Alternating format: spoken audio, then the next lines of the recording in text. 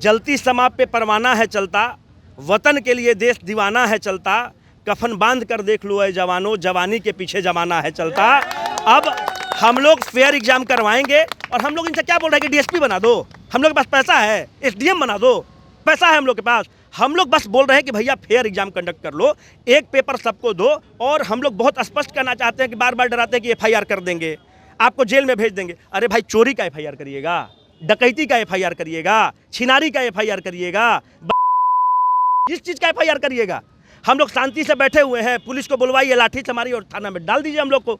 अब जब युवा सड़क पर आ गया है तो इनको रद्द करना पड़ेगा, इनके पास कोई विकल्प नहीं है। बीपीएससी के द्वारा आयोजित 17वीं पीटी की परीक्षा को लेकर के लगातार आयोग सुर्खियों में रहा है। लगातार छात्र अभ्यर्थियों के द्वारा आयोग का विरोध किया जा रहा था, कभी नॉर्मलाइजेशन को लेकर तो कभी परीक्षा की तिथि को आगे बढ़ाने को लेकर। लेकिन बावजूद इसके आयोग के द्वारा 13 दिसंबर को परीक्षा आयोजित करवाई गई। लेकिन इस परीक्षा में बड़ा धांधली नजर आया है और जिसके बाद छात्र अब एक बार फिर से सड़कों पर उतर आए हैं। हालांकि धांधली वाले सेंटर बापू परिसर का परीक्षा आयोग के द्वारा रद्द करने की भी बात की गई है और उसका आदेश भी जारी कर दिया गया है। लेकिन छात्र अब क्या चाहते हैं और किस लिए एक बार फिर से राजधानी पटना की सड़कों पर जुटे हैं, इनसे हम बात करते हैं। सर, आज एक बार फिर से आप लोग सड़कों पर उतर चुके हैं, क्या अब आप लोगों की क्या मांग है? देखिए, मामला ये है कि जो 17वीं बीपीएससी है, इसमें 2000 के आसपास नियुक्ति है। हम लोग आयोग से मात्र ये चाहते हैं कि चीज़ें बहुत पारदर्शी रूप से, फेयर रूप से आप करें। अगर आप नहीं करेंगे तो यह मेधा का कत्ल हो रहा है। आप बोलते हैं कि बापू सभागार, जो बापू परीक्षा हॉल है, इसके एक सेंटर को हमने कैंसिल किया। आप एक ओपेक रूप से प्रस्तुत कर रहे हैं चीज़ों को। वह एक सेंटर नहीं है, एक ज़िला है। अगर आप अमूमन एक सेंटर पे देखेंगे तो 500 के आसपास बच्चे रहते हैं, तो वहाँ पर 12,000 के आसपास बच्चे हैं, तो वहाँ पर 24 सेंटर बन सकता था। तो वह एक ज़िला है। आप बताइए कि एक क्वेश्चन को आप अब इन नए बच्चों को देंगे और एक क्वेश्चन रिमेनिंग बच्चों को मिला है। ये जो नए बच्चों को जो क्वेश्चन मिल रहा है, इसका क्या होगा? ये क्वेश्चन या तो हल्का हो सकता है या कठिन हो सकता है, वो तो सेम लेवल का क्वेश्चन नहीं किया जा सकता है। तो एक तरह से आपने बोला कि हम नॉर्मलाइजेशन नहीं करेंगे, तो या तो ये जो चंक ऑफ द पीपल है, या तो इसको आप बेनिफिट पहुंचाएंगे, या फिर उस जो कैंडिडेट जो मैक्सिमम बच्चा बैठा हुआ है उसको बेनिफिट पहुंचाएंगे। दोनों स्थिति में अन्याय आप कर रहे हैं और अन्याय देख रहा चुप बैठना यह बड़ा दुष्कर्म है। न्यायार्थ अपने बंधुओं को दंड देना धर्म है। तो आयोग अगर अपनी मनमानी करेगा इस जेपी की धरती से, तो उसके नकेल को हम लोग, उसके फन को दबाने का कोशिश करेंगे। एकदम नॉन वायलेंट सत्याग्रह है। हम लोग विवाद नहीं करना चाहते हैं, संवाद करना चाहते हैं आयोग से। आयोग हमारे एक डेलीगेशन को बुलाए, मीडिया बंधुओं को सामने रखे। अगर वो तर्क में हमसे जीत जाता है तो हम लोग बैक करके अपने घर चले जाएंगे, और अगर वो तर्क में हार जाता है तो वह अपना मोर्चा छोड़े। अरे भाई, अगर कुछ कर नहीं सकते हो तो हट क्यों नहीं जाते हो? ये तुम्हारा पद है, तुम्हारा जानाजा थोड़ी है। उतर जाओ अगर नहीं तुम फेयर एग्जाम करा सकते हो तो। अगर आप 68वीं का एग्जाम में देखेंगे, ये चेयरमैन साहब बच्चों को कहते हैं कि नॉन सीरियस कैंडिडेट है, उपद्रवी कैंडिडेट है। 68वीं का एग्जाम हुआ, अगर किसी एक बच्चे ने अगर चू तक किया हो तो हम लोग अभी हटने के लिए तैयार हैं। बड़ा सवाल है, जिस तरह से आयोग द्वारा कहा जा रहा है, प्रशासन के द्वारा कहा जा रहा है कि उपद्रवी थे, तो आखिर उपद्रवी सेंटर में कैसे प्रवेश कर गए? तो ये तो सरकार खुद मान रही है कि हम फेल कर गए हैं। जब तुम खुद मान रहे हो कि हम फेल कर गए हैं तो तुमको एग्जाम को रिकंडक्ट करना पड़ेगा। 2000 की बहाली है, एसडीएम और डीएसपी का सीट है। जब जब एसडीएम और डीएसपी का सीट आता है, इन लोग गड़बड़ी करने का कोशिश करता है। आप बताइए, वहाँ पे या तो 12,000 बच्चा है, तुम वन लाइनर क्वेश्चन पूछते हो महाराज। आप बोलते हैं कि यूपीएससी लेवल का क्वेश्चन पूछेंगे और पूछते हैं कि मिनिस्टर ऑफ टेक्सटाइल कौन है। आप पूछते हैं कि functional unit of the cell क्या है, श्रेयसी सिंह कहाँ से जीतती है। आप ये क्वेश्चन पूछते हैं, ये डीएसपी बनाने का तरीका है? अगर इस तरह का आपने प्रश्न पूछा है तो कल का कल 2 दिन आप दीजिए, बच्चा 12,000 में 5,000 बच्चा बापू सभागार वाला से सेलेक्ट होगा। तो आप मेधा का कत्ल नहीं कर रहे हैं तो और क्या कर रहे हैं? आप लोग 4th पिलर ऑफ डेमोक्रेसी हैं। आपसे मात्र एक विनती है, यहाँ पे 5 बच्चा आयोग बुला ले, हम लोग यहाँ पर बैठे हैं, मीडिया को सामने रख दे, वो अपना तर्क रखे, हम लोग अपना तर्क रखते हैं। अगर वो तर्क में भारी तो उनकी जीत, हम लोग घर चले जाएंगे, और अगर वो तर्क में हारते हैं तो हम लोग यहाँ पर डटे रहेंगे। और रही बात फेयर एग्जामिनेशन का, तो जलती समा पे परवाना है चलता, वतन के लिए देश दीवाना है चलता, कफन बांध कर देख लो ऐ जवानों, जवानी के पीछे जमाना है चलता।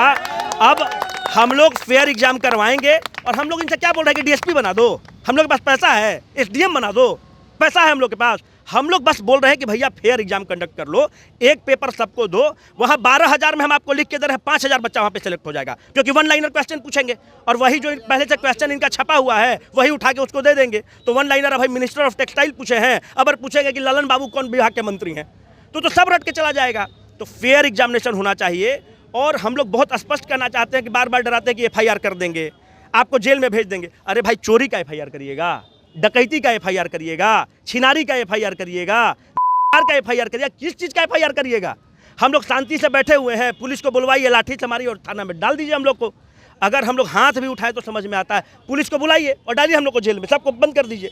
लेकिन इनको फेयर एग्जाम कंडक्ट करना होगा। और हम मीडिया बंधु से बस यही करबद्ध विनती करना चाहते हैं चेयरमैन से कि जवान लोगों से हट नहीं करते हैं। हम लोग बच्चा हैं, हम लोग सब स्टूडेंट हैं। अरे हम लोग बोल रहे हैं, बैठ कर बात करिए ना। आपके पहले अतुल प्रसाद थे, उनका नाम गूंजता है तो बच्चा के अंदर रिस्पेक्ट आ जाता है। और 60वीं में एक बच्चा अगर चू तक किया हो, 69th में एक बच्चा चू तक किया हो, आप ही के टेन्योर में ऐसा क्यों हो रहा है भाई? अगर बार बार मेरे ही टेन्योर में हो रहा है तो कमी हम में न है। अगर हमारा इनसे लड़ाई हो रहा है, इनसे लड़ाई हो रहा है, इनसे लड़ाई हो रहा है, आप लोग चाह रहे हैं पूरी परीक्षा रद्द हो? पूरी परीक्षा रद्द करना पड़ेगा। चाह नहीं रहे हैं। अब जब युवा सड़क पर आ गया है तो इनको रद्द करना पड़ेगा। इनके पास कोई विकल्प नहीं है और हम लोग संकल्पित है कि रद्द करा के चले जाएंगे। कई और भी अभ्यर्थी इनसे बात करते हैं। क्या कुछ आप लोगों की मांग है? हम लोग का सिर्फ और सिर्फ एक ही मुद्दा है, एक ही नारा, एक ही मांग, री-एग्जाम, री-एग्जाम। तो देख रहे हैं कि यहाँ पे जो अभ्यर्थी हैं इनका बस एक ही नारा है कि सिर्फ री एग्जाम। अतुल प्रसाद जैसा हमें चेयरमैन चाहिए, अतुल प्रसाद जैसा, जो कि 67, 68, 69 उन्होंने बहुत अच्छे से फेयर कंडक्ट एग्जाम कराया था। इसके अलावा इन पे पहले भी एलिगेशन लग चुका है कि इनको करप्ट थे, इनके बाद भी इनको बनाया जाए। या तो सुबानी सर जो बने थे, जो केयर टेकर बने, तो ऐसा भी हमें चाहिए। जिस तरह से परीक्षा में अनियमितता देखी गई, एक सेंटर को रद्द किया गया है, अब आप तमाम जो छात्र अभ्यर्थी हैं वो सड़कों पर आ गए हैं, किस तरह का आरोप लगा रहे हैं और क्या कुछ आप लोगों की मांग है?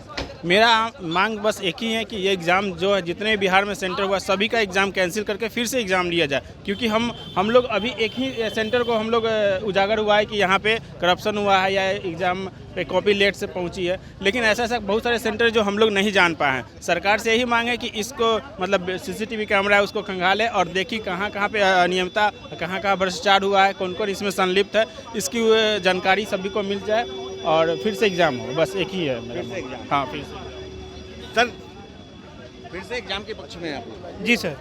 क्या आप लोग का लग रहा है किस तरह की अनियमितता हुई है आयोग से? सर एक्चुअली देखिए, अगर 12,000 बापू सभागार का पेपर अगर लीक हुआ है, कुछ हुआ है, तो ना वहाँ के बच्चों की गलती है, ना सर जो 4,72,000 बच्चे दिए हैं एग्ज़ाम वहाँ सेंटर पे, ना उनकी गलती है। सर अगर उनका कैंसिल हो रहा है तो भाई 4,72,000 का भी कैंसिल होना चाहिए, एक साथ होना चाहिए। अगर आप पेपर लेते हैं तो मान लीजिए 12,000 पेपर का आसान आ गया या टफ आ गया, मान लीजिए कुछ भी आया है, तो हम लोग के साथ 4,72,000 लोगों के साथ नाइंसाफ़ी है। अगर उनका हार्ड आ गया तो उन लोगों के साथ नाइंसाफ़ी है। ये कैसे इक्वेट कैसे करेंगे दोनों का? बोल रहे हैं कि नॉर्मलाइजेशन नहीं करेंगे, ये नहीं करेंगे, तो कैसे इक्वेट कीजिएगा दोनों को? एक बेंच पे कैसे अप्लाइएगा? तभी ना बता पाइएगा कि कैसे वो आगे कैसे आप लोग सड़कों पे रहेंगे?